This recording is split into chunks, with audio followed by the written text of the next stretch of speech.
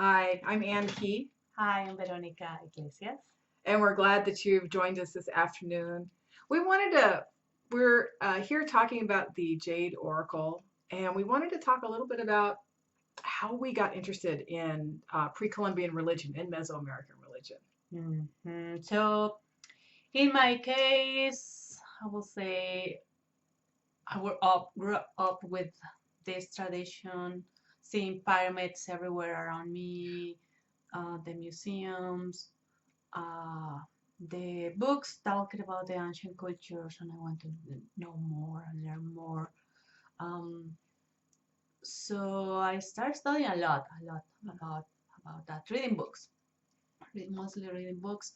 Then my interest took me to do a master degree in Mesoamerican Studies at UNAM. Um, I just love it. Talking every day about the codex, about the history, the stories that were in the books, and I started learning Nahuatl in the school, even it's part of my heritage. My grandparents lose that language. But I know that my great grandparents were still speaking Nahuatl. So for me, part of the language it was very important to reconnect with that. Um, and how about you? Well, I first went to Mexico City in the late 1980s to visit my sister who was living there. And I was just so amazed with the culture, with the heritage, with the museums. And I just kept coming back. And I went to Teotihuacan, just totally just the pyramids just really, that whole area just touched me in a very deep way. And then seeing these figures in the museum, I was very drawn to all of the female figures that are in these museums. Giant monoliths of like 7 foot, 8 foot, 10 foot of women, of goddesses. And I was just wondering, what is this culture that produces these beautiful giant images of goddesses? And what does this culture mean? And how does it all relate? And so I began studying. I began studying Mexican literature in my Spanish literature classes. And then when I started to work on my PhD, I wanted to do these certain figures that I'd actually found in a museum in Jalapa, which is the capital of Veracruz, of the Cihuateteo, and I wanted them to be the focus of my study. And so to understand those figures, I had to understand everything, how they fit in the cosmology, how they fit in the ritual calendar, all of these pieces. And so it's been, but I have to say, to explain this to people, it's a it's a very complex cosmology. And it's hard to understand. And it's hard to understand in my dissertation. I tried to explain it to my dissertation committee and other people, about this cosmology. But for people that really have only known European religions, even though Christianity isn't really a European-based religion, but for a few, for a couple of thousand years it has been. So even though it's hard to understand, to make that leap, to see the world in a whole new way. But that's really what studying this has done for me. It's really opened my eyes to understand new ways to honor the divine, new paths to the divine, new ways to open myself to be a better human, which has been really wonderful. So I've always been very interested in women and goddess images in the whole cosmovision. But to understand the entire cosmovision, I have to understand women's place and men's place and goddess's place and God's place and all the symbols and how they all work together. So it's definitely a cohesive piece that balances both the female and the male. Right. And hearing what you are saying about the cosmology is a totally different way to live, connected with the world where we are, and different dimensions, the divine, honoring the divine in a deep and in daily life so different, like how my experience was with Catholicism. I didn't feel connected at all. So when I started exploring more, not just only from the academic point of view, but living it, right? Because my dissertation was about healers and how they relate with the whole cosmos. So the illness was a unbalance with the cosmos. So that was bringing me so much awareness how important we are as humans, right. and our decisions, our choices. Um, it is amazing, and how also we can connect with the different ways of living. Like you were saying, like the masculine and feminine totally balanced. Right. I think that's right. something that I was always missing in academy, religion, in so many things. Right. We live in a patriarchal world. And living in harmony, the Mesoamerican cosmology really asks each person to live in harmony with themselves, with everyone around them, with the earth, and to maintain that balance and harmony, and what one has to do that every day. It's living, it's walking a spiritual path every day, not just on Sundays, not just on high holy days, but every single day. And it's really beautiful. It is beautiful. Yeah. It is beautiful.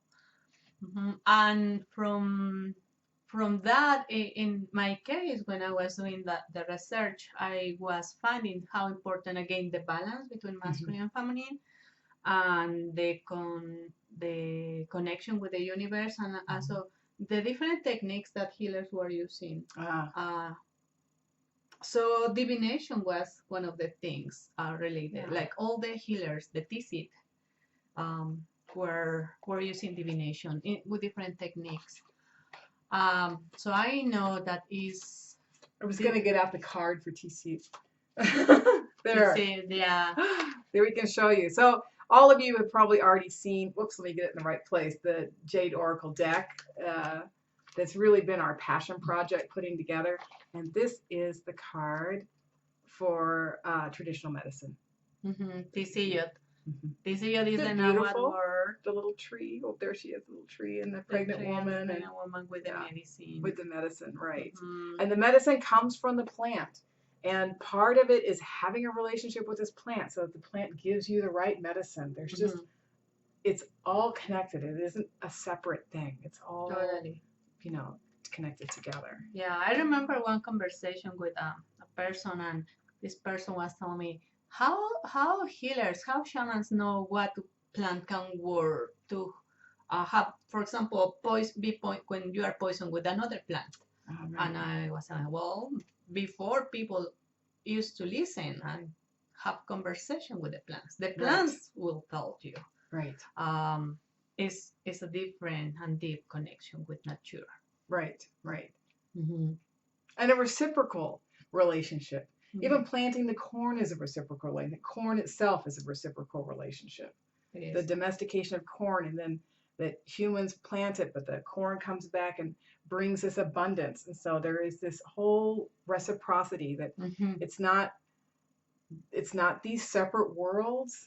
We're all together, and we all connect, and we all depend on each other. Interdependent, completely interdependent, and that's really the beauty. One of the beautiful things I see. Yeah, I totally agree. And I want to show you now this other card.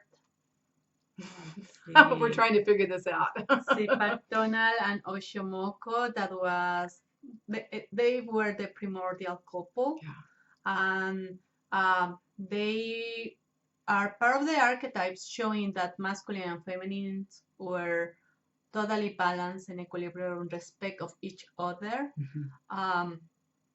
So in the card, she showed this her. She's showing throwing corns. The corn kernels that she throws out for divination. For divination, because again, divination divination was used to know why a person was sick. So reading the corns was way how the healer was able to see, and then from there finding the best way to heal the person. Yeah. So, and here we have some another elements. So the saumador here, the board are carrying copal. And both, I think also this is very important, both were the guardians of the calendar. Right, right. The Tonalamat, the sacred calendar, the ritual calendar that was related with a human being. So it is divination. It's not just something like in another cultures to know the future and things like that. Is who's your husband? No, it's more than that. It's much beyond. You know, those, even though those questions are huge and they're very important, but divination was something you would practice for many in many instances. Yeah, for many reasons. Right. Because also part of that divination was to find how that human, what happened to that human that make the universe be unbalanced also. Right. So how to bring everything balanced and equilibrium. Because we all have our piece in this. Yeah. The universe is unbalanced because of something we have done, and what can we do to bring that back? Yeah. Right, and so knowing how divination was so important for in ancient Mexico, we want to bring it back. Yeah. Of course, there's so many techniques to do the divinations, but we're thinking that the cards, the Jade Oracle was the better way to bring it back. Right. So like we have 52 cards in the deck, and they're different goddesses and gods and other symbols, all the deities, all from the central Mexican area. So it's a way to kind of connect with that, a way to connect with these beings that that we haven't really had before. So much of this knowledge has just been in academia. And just in the codices, which are really hard to understand if you don't understand the whole piece. And so what we've tried to do is build a bridge. Right. Build a bridge so that people can understand more about this culture and understand more about these deities and symbols, and use them in our own lives to bring more balance to our lives, to bring more balance to this world that desperately needs balance. Totally. And for my part, I'm so happy to bring the culture, the different figures that are so different, and explain how they were related with different forces in nature, and of course the archetypes from a totally different point of view, and in a very, very practical way, like what could be good for me today in this specific situation, right? Or knowing something deeper about, again, balance. What will help you to be balanced again? Right. So we hope you enjoy using the deck. We hope you enjoy the cards, and maybe try just pulling one card a day. That's a wonderful practice. Just taking one card, seeing what it has for you today, what message it has for you, and you know, how to bring yourself more in balance with the world. And with yourself. Right. Because the more balanced we are internally, the more balance we can bring to the world externally. So, yeah. So thanks again. I'm Ann Key. I'm Veronica. And we're glad that you're here. Glad you watched the video. And let me see if I can get this in the right place. I hope you enjoy using the Jade Oracle for yourself and your own divination. Thank you. Thanks.